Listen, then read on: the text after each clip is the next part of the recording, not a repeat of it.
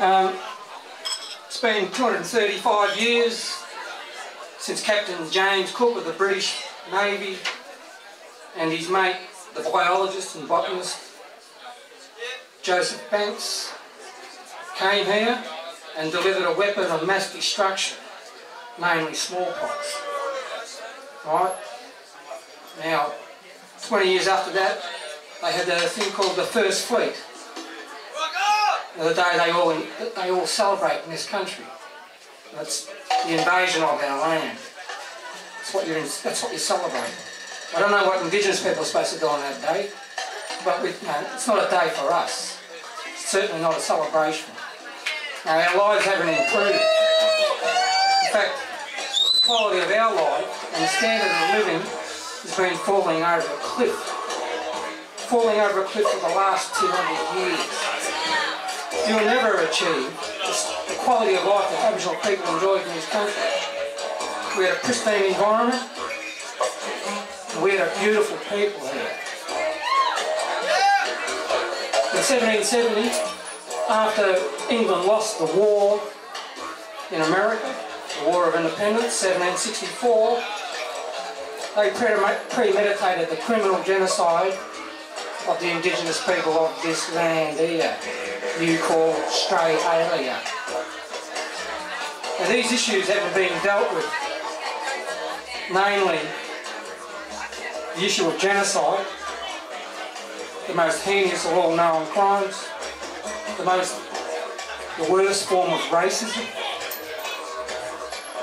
We've been subject to that crime for the last 200 years.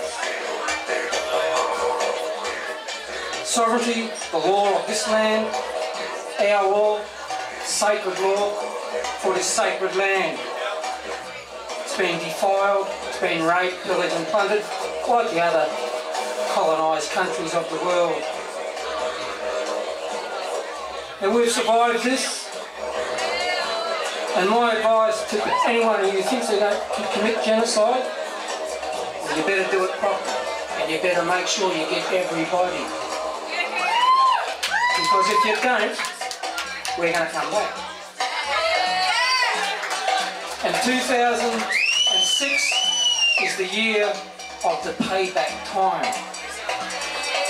Now, this is the land of the dream time. It's sacred. The law here is sacred. Nobody knows this.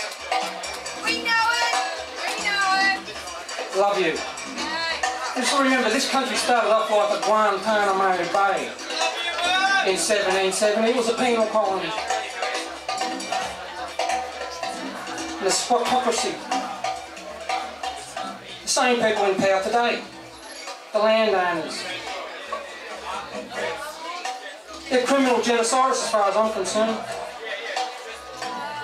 And everyone in this country is complicit. And we're talking about the proceeds of crime. Your property is stolen property. That's the reality. In 2006, in the lead up to your stolen wealth games in this country, well, we're going to make our presence felt. We need to sort out this situation, because I'll tell you something, if the Indigenous people disappear from this land here, it won't be long before everybody follows behind us. We're so intricately linked to this land, we can't be separated from it. The land will die without us. So land rights is in the interest of all the people here, and particularly the children. Don't you want a pristine environment, clean water, clean air? Well, that's the basis of Aboriginal law. Think about your actions. They're going to affect 7 generations down the track. Now, when you're dealing with uranium and stuff, it's a hell of a lot longer than that. It's about time people start paying respect to the Indigenous people of this land. We are the sovereigns, not this jewelled hag that's coming out here in 60 days' time. You know? She's responsible. She's the responsible sovereign of this land. We're sovereigns, the Indigenous people. We've got no treaty. We've got no documents for consent.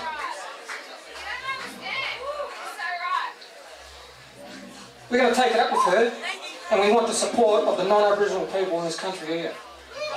And we'll liberate you from the convict criminal nation mentality and liberate ourselves from our welfare, reservation, apartheid mentality. You know, let's stand up. When you get off your hands and knees, this racist little Johnny Howard run government ain't so big. This is the year. No, we're sick of the terrorism. We're sick of the genocide. We ain't got nothing to lose. Indigenous people of the land of Victoria own 0.01% of the land mass in Victoria. We're Indigenous people. That's our culture. That's our identity. We look at land not as property, but as our mother. It's about time the people in this country came through the customs of this land here and understood the law of it.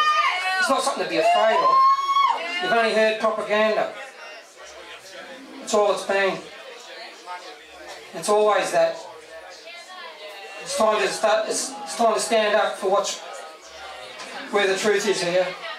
Because the truth is what will liberate us, and that's what's going to liberate you too. We've got a common enemy here. And we do have a beautiful country. We just don't need those fascists running the business. Have a good night. I'm sorry to spoil your Russia fact.